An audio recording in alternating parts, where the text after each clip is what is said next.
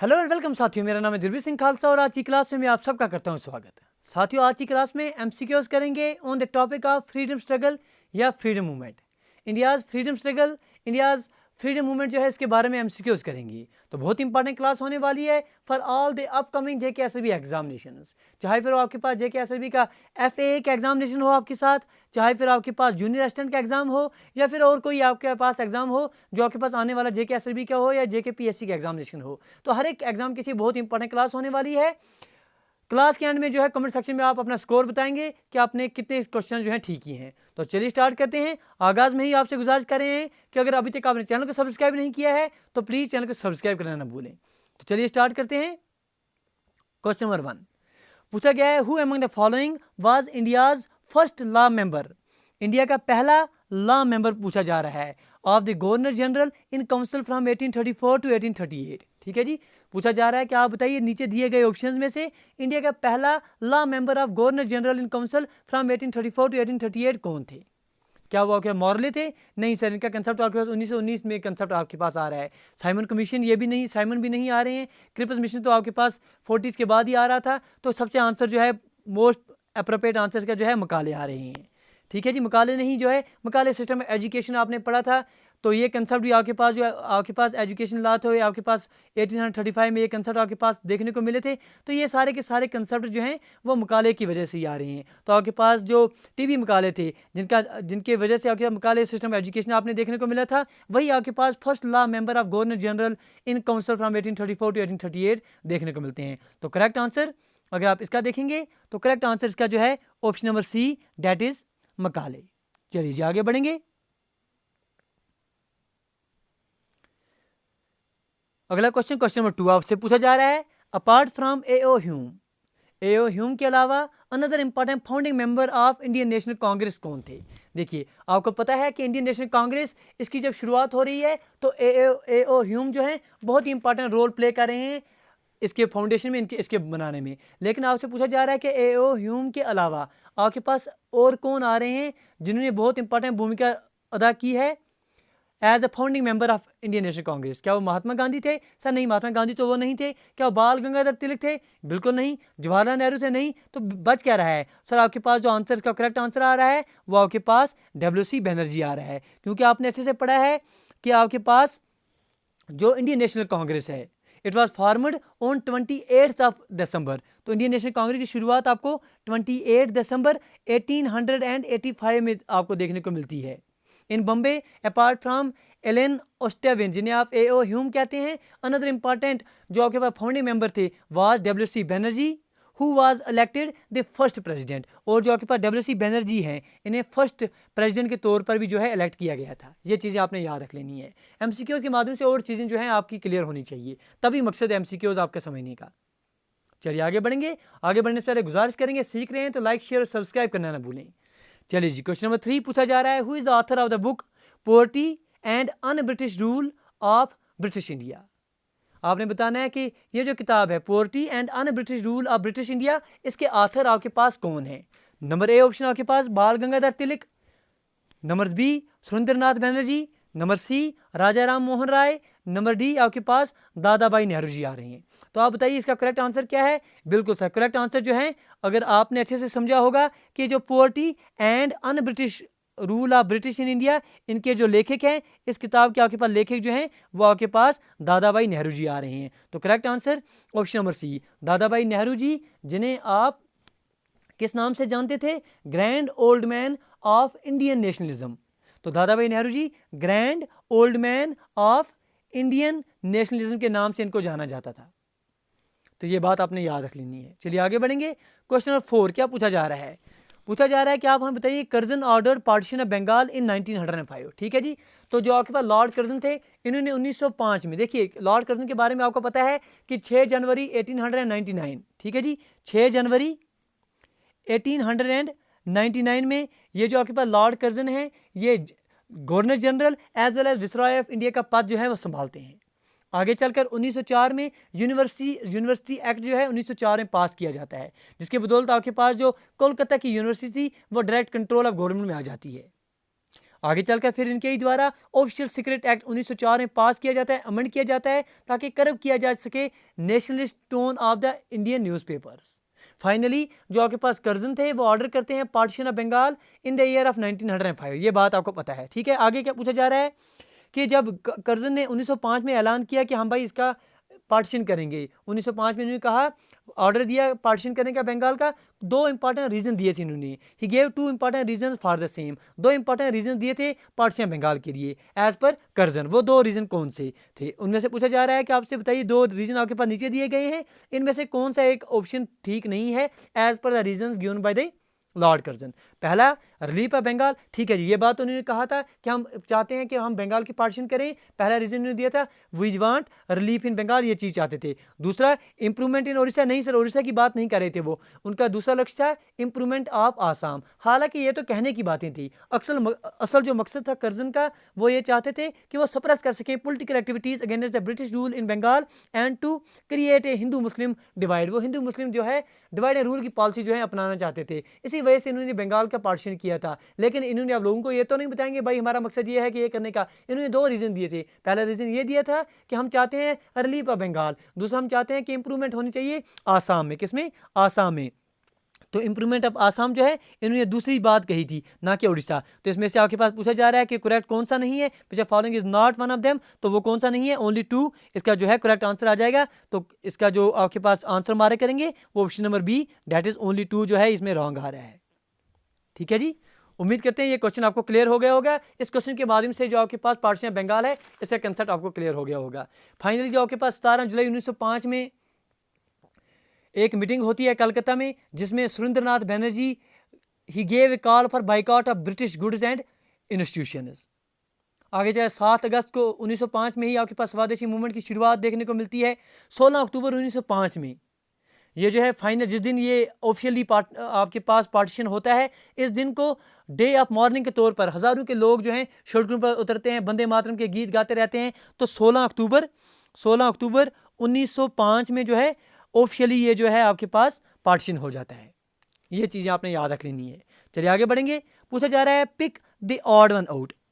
कुछ नीचे 4 ऑप्शन दिए गए हैं, 3 एक जैसे होंगे, एक आप में से अलग होगा, वो आपने जो है ऑड वन आउट करना है। पहला आपके पास Bipin Chandra Pal, number 2 Aurobindo Ghosh, number 3 Mahatma Gandhi, number 4 आपके पास लाला लाजपत राय। जब आपके पास इस तरह के ऑप्शन आएंगे आप देखेंगे सर बिपिन चंद्र पाल ये भी आपके पास एक्सट्रीमिस्ट जो ग्रुप था कांग्रेस का उसके साथ ताल्लुक रखते थे, रेडिकल जो थे। आपके पास अरविंदो घोष ये भी आपके पास एक्सट्रीमिस्ट में आ रहे हैं, लाला लाजपत राय वो भी आपके पास एक्सट्रीमिस्ट में आ रहे हैं। लेकिन जो आपके पास महात्मा गांधी है वो जो हैं वो अहिंसा के पुजारी थे, वो हिंसा नहीं चाहते थे, वो चाहते थे कि सत्याग्रह शांति से ही जो है काम जो है निपट जाए। तो इसलिए जो आपके पास बाल पाल लाल ये कंसेप्ट जो थे वो आपके पास एक्सट्रीम ग्रुप में आ रहे थे। लेकिन जो आपके महात्मा गांधी हैं वो इनके साथ सहमत नहीं है, वो इनके ग्रुप में नहीं आ रहे हैं। तो अगर आप ऑड एंड आउट करेंगे इसमें तो इनका करेक्ट आंसर महात्मा गांधी आ जाएगा। आगे बढ़ेंगे। अगला क्वेश्चन आपके पास आ रहा है क्वेश्चन नंबर 6। क्या पूछा जा रहा है? ये क्वेश्चन जो है ये रिलेटेड है अलीपुर बम केस के साथ। ठीक है जी, अलीपुर बम केस में क्या हो रहा था?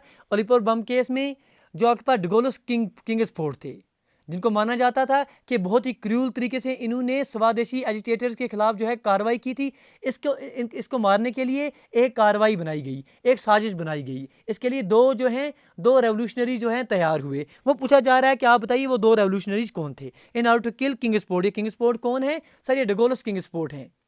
ठीक है जी, इनको मारने के लिए 2 रेवोल्यूशनरी तैयार हो रहे हैं। आपसे पूछा जा रहा है कि ये 2 रेवोल्यूशनरी जो हैं, ये जो युवा 2 हैं ये कौन कौन से? 18 साल और 19 साल के 2 युवा तैयार हो रहे हैं इनको मारने के लिए। लेकिन बदकिस्मती से क्या होता है, 30 अप्रैल 1908 को वो गलती से मारना तो चाहते थे किंग स्पोर्ट कर, लेकिन गलती से इनकी वजह से 2 इंग्लिश वुमेन मर जाती हैं।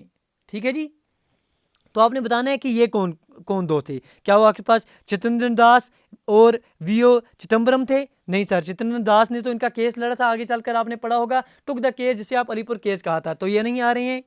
क्या आपके पास अरविंदो घोष और वरिंदर कुमार घोष आ रहे हैं? नहीं सर, ये 2 भाई जो हैं इनको भी बाद में गवर्नमेंट ने पकड़ा था इसके रिलेटेड कि भाई आपने ही इनको जो है भड़काया है। क्या वो खुदीराम बोस एंड आपके पास प्रफुल्ल चक्की थे? बिल्कुल सर, ऑप्शन सी जो है इसका करेक्ट आंसर आ रहा है। जो आपके पास खुदीराम बोस एंड प्रफुल्ल चक्की हैं, ये 2 आपके पास जो युवा हैं जो आपके पास खुदीराम बोस थे ये 18 साल के थे, और जो प्रफुल्ला चक्की थे ये 19 साल के थे। जब इन्होंने एक बम गिराया, इसकी वजह से ना किंग्सफोर्ड तो मरे नहीं, बल्कि 2 जो है इंग्लिश वुमेन वो मर गई। तो उस वजह से क्या हो गया, प्रफुल्ला चक्की जो थे उन्होंने मौके पर ही सुसाइड अटेम्प्ट कर दिया, और जो खुदीराम बोस थे उन्हें फिर अरेस्ट किया गया। आगे चलकर उनको जो है फांसी की सज़ा दी गई। तो ये 2 नाम आपने याद रख लेने हैं, खुदीराम बोस एंड प्रफुल्ला चक्की, ये नाम आपने याद रख लेने एज फार एज अलीपुर आपके पास जो बम केस है इसके बारे में बात क्वेश्चन आ जाए। चलिए सीख रहे हैं, तो उम्मीद करेंगे लाइक शेयर और सब्सक्राइब आप जरूर करेंगे। चलिए जी, who among the following founded the central Hindu university college की बात हो रही है। सेंट्रल हिंदू कॉलेज की शुरुआत किसने की थी बनारस में, जिसे आगे चलकर अपग्रेड किया गया था बनारस हिंदू यूनिवर्सिटी के तौर पर बाय पंडित मदन मोहन मालवीय इन 1916। क्वेश्चन समझिए, क्वेश्चन क्या पूछा जा रहा है। क्वेश्चन पूछा जा रहा है कि आप हमें बताइए कि सेंट्रल हिंदू कॉलेज की शुरुआत किसने की थी। इसी सेंट्रल हिंदू कॉलेज को आगे चलकर मदन मोहन मालवीय के द्वारा 1916 में बनारस हिंदू यूनिवर्सिटी में कन्वर्ट किया गया। लेकिन ये कॉलेज जो है central Hindu college in Banaras, इसको फाउंड किसने किया था, इसकी शुरुआत किसने की थी। ऑप्शन ए एओ ह्यूम, नहीं सर ये नहीं आ रहे हैं। बिपिन चंद्र पाल ये भी नहीं आ रहे हैं। सुब्रमण्यम ये भी नहीं आ रहे हैं। तो करेक्ट आंसर का क्या आ जाएगा सर, करेक्ट आंसर का जो है वो आपके पास एनी बसंत आ जाएंगे। तो एनी बसंत जो है, Annie Besant she founded the central Hindu college in Banaras, और इनके ही द्वारा जो all India home rule league है, all India home rule league, इसकी शुरुआत भी एयर होम रूल की लीग पर जो है ये निर्भर थी। तो all India home rule league की शुरुआत भी आपके पास एनी बसंत के द्वारा ही की जाती है। तो एनी बसंत इन्होंने ही central Hindu college in Banaras की शुरुआत की थी। She is a founder of central Hindu college in Banaras, और इसी कॉलेज को आगे चलकर मदन मोहन मालवीय ने 1916 में बनारस हिंदू यूनिवर्सिटी में कन्वर्ट किया था। चलिए जी, क्वेश्चन नंबर 8 आपके पास दिया गया है, which are following pact paved the way for Hindu Muslim corporation. पूछा जा रहा है नीचे कुछ पैक्ट दिए गए हैं, किस पैक्ट ने हिंदू मुस्लिम कॉर्पोरेशन को के लिए जो है रास्ता खोला था, खलीफत मूवमेंट में और जो गांधी जी की नॉन कॉर्पोरेशन मूवमेंट थी इसमें। क्या वो आपके पास लखनऊ पैक्ट था, क्या वो पूना पैक्ट था, क्या वो बम्बे पैक्ट था, या नन ऑफ दीज। देखिए पूना पैक्ट जो था, पूना पैक्ट में तो आपको पता ही है कि पूना पैक्ट में यरवादा जेल में आपके पास आपके महात्मा गांधी थे, और ये पैक्ट जो है बी आर अम्बेडकर और आपके महात्मा गांधी के बीच में देखने को मिलता है। गांधी के लिए जो है मदन मोहन मालवीय रिप्रेजेंट करते हैं, और ये जो है सलाह करने की बात हो रही है बिटवीन महात्मा गांधी एंड आपके बी आर अम्बेडकर। तो ये कंसेप्ट जो है ये पूना पैक्ट का हिस्ट्री है। लेकिन लखनऊ पैक्ट जो है बहुत इंपॉर्टेंट पैक्ट है। इसी पैक्ट ने आपके पास हिंदू मुस्लिम कॉर्पोरेशन को जो है हिंदू मुस्लिम यूनिटी को बढ़ावा दिया खलीफत मूवमेंट में, और आपके पास जो गांधी जी की नॉन कॉर्पोरेशन मूवमेंट है उसके लिए। तो इसका करेक्ट आंसर जो है वो आपके पास लखनऊ पैक्ट जो है आ जाएगा। ठीक है जी, लखनऊ पैक्ट को गांधी जी ने इसलिए सपोर्ट किया था क्योंकि उनको लगा था कि आपके पास देखिए जो आपके खलीफत मूवमेंट थी, खलीफत मूवमेंट गांधी जी ने इसलिए सपोर्ट किया था क्योंकि उन्हें लगा था कि जो ये इंडियन मुस्लिम्स हैं ये वहाँ पर ब्रिटिश सरकार के खिलाफ खड़े हो रहे थे। तो इन्होंने सोचा अगर हम भी इनका साथ देंगे तो हो सकता है कि हिंदू मुस्लिम यूनिटी जो है इसी बहाने से आ जाए, और हमारी जो फ्रीडम स्ट्रगल मूवमेंट है वो और ज़ोरों और अच्छे तरीके से हम आगे बढ़ा सकें। तो आपसे कोई पूछा जाए कि किस पैक्ट ने हिंदू मुस्लिम यूनिटी को बढ़ाया दिया, किसमें, खलीफत मूवमेंट और गांधी नॉन कॉर्पोरेशन मूवमेंट में, तो उसका करेक्ट आंसर आपके पास लखनऊ पैक्ट आ जाएगा।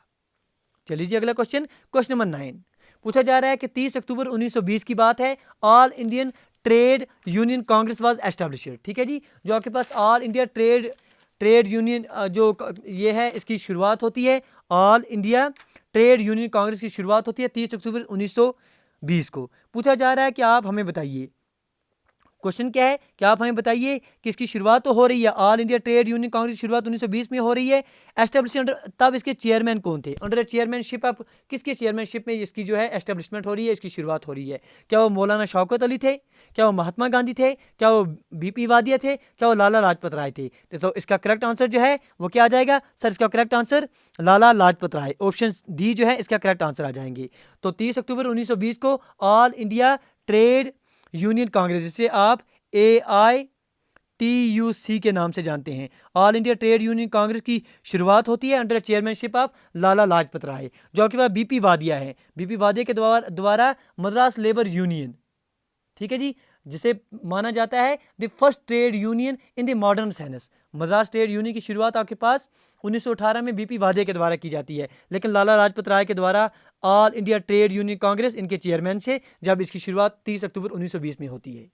चलिए जी, अगला क्वेश्चन नंबर 10 पूछा जा रहा है जलियांवाला बाग के बारे में पूछा जा रहा है, क्योंकि जलियांवाला बाग के बारे में आप सबको पता है कि 13 अप्रैल 1919 की ये घटना हो रही है। किस तरह से हुआ, क्या हुआ, ये आपको सबको पता है कि जलियांवाला बाग में जो कांड हुआ है, जो मिसेर हुआ है, उसके बारे में पूछा जा रहा है कि लगभग 2000 लोग जो थे वो असेंबल हुए थे, वो जमा हुए थे। उस वेन्यू पर जमा हुए थे। वो क्यों जमा हुए थे? वो सर पीसफुल अनआर्म्ड प्रोटेस्ट कर रहे थे, वो आंदोलन कर रहे थे, पीसफुल प्रोटेस्ट कर रहे थे। किसके खिलाफ? क्योंकि उनके दो इंपॉर्टेंट लीडर जो हैं वो गिरफ्तार किए गए थे। वो दो लीडर कौन से थे? ऐसा तो आप बहुत मुश्किल है कि सीधे सीधे क्वेश्चन आपके पूछे जाए कि आपके पास जलियांवाला बाग का मिसेर कब हुआ, सर आप बताइए उसकी डेट कब है, 1919 में हुआ है सर, 13 अप्रैल के हुआ है। आप बोलेंगे सर इसके रिलेटेड ऐसे क्वेश्चन आ जाएंगे। नहीं, आप क्वेश्चन के ट्रेंड चेंज हो रहा है। आपसे पूछा जा रहा है कि आप हमें बताइए कि जलियांवाला बाग में लगभग 2000 लोग जमा हुए थे, पीसफुल प्रोटेस्ट कर रहे थे। वो प्रोटेस्ट कर रहे थे, वो आंदोलन कर रहे थे, शांति से प्रोटेस्ट कर रहे थे। किसके लिए? क्योंकि उनके दो इंपॉर्टेंट लीडर्स को गिरफ्तार किया गया था। उस गिरफ्तारी के विरोध में वो प्रोटेस्ट कर रहे थे। वो दो लीडर कौन थे? क्या वो भगत सिंह और सुखदेव थे? क्या वो उधम सिंह और चंद्रशेखर थे? क्या वो सत्यपाल एंड सैफुद्दीन किचलू थे, या नन ऑफ दीज? देखिए, उधम सिंह ने आगे चलकर जो है जनरल डायर को 1940 में लंदन में जाकर मारा था। ये आपको पता है। इसके रिलेटेड आज पिक्चर भी बन रही है और रिलीज भी हो गई है। तो ये जो है, ये कंसेप्ट आपको पता ही है, ये कंसेप्ट आपको याद रखने हैं। लेकिन जो आपके पास सत्यपाल और सैफुद्दीन किचलू थे, इनको गिरफ्तार किया गया था इसी के खिलाफ। जो लगभग 2000 लोग थे वो पीसफुल तरीके से असेंबल हुए थे ताकि वो प्रोटेस्ट कर सकें against the arrest of their leaders Satyapal and Saifuddin Kitchlew. तो इसका करेक्ट आंसर आपके पास क्या आ जाएगा? Option number C, that is Satyapal and Saifuddin Kitchlu.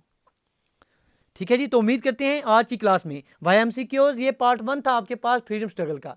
इसके आगे और पार्ट्स आएंगे, बहुत ही अच्छे तरीके से आपके पास जो ये टॉपिक है ये क्लियर हो जाएगा YMCQs।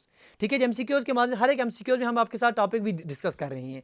उम्मीद करें आज की क्लास में YMCQs कुछ टॉपिक आपके क्लियर हो गए होंगे। गुजारिश करें अगर आज की क्लास में आपने कुछ सीखा है तो प्लीज़ लाइक, शेयर और सब्सक्राइब करना ना भूलें। वीडियो देखने के लिए आपका बहुत बहुत धन्यवाद। Thank you, thanks a lot for watching.